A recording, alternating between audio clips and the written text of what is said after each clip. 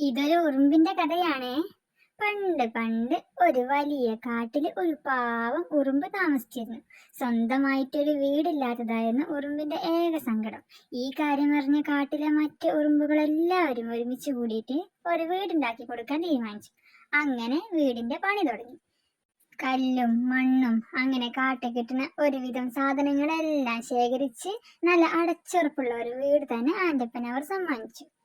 വീടിനു വേണ്ടി രാവും പകലും കഷ്ടപ്പെട്ട് അവർ അധ്വാനിച്ചു. വീട് റെഡിയായി. പക്ഷെ ഇതുകൊണ്ടൊന്നും തീർന്നില്ല. നല്ല ഒരു ഉഗ്രൻ പാല് കാച്ചലും അവർ നടത്തി കൊടുത്തു. നോട്ടീസ് വിതരണം ചെയ്തും പോസ്റ്റർ ഒട്ടിച്ചും അവർ കാട്ടിലെ മറ്റു ഉറുമ്പുകളെല്ലാം വിവരം അറിയിച്ചു. അങ്ങനെ സൽക്കാര ദിവസം വന്നെത്തി. ഉറുമ്പ് കൂട്ടം വരി വരിയായി പാല് കാച്ചലിന് വന്നു. പഞ്ചസാരയും ഗിഫ്റ്റും അങ്ങനെ ആവശ്യമായ എല്ലാ സാധനങ്ങളും വീട്ടിലെത്തി.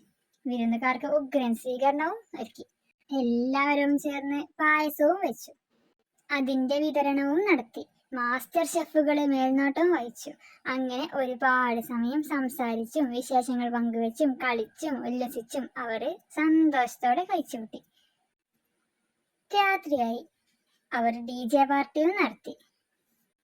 എല്ലാവരും ഹാപ്പിയായി. നമ്മളെ ആൻ്റപ്പനും പെരത്തിഷ്ടായി. പിന്നെ ഓരോരുത്തരായി യാത്ര പറഞ്ഞ് സ്വന്തം വീട്ടിലേക്ക് പോയി.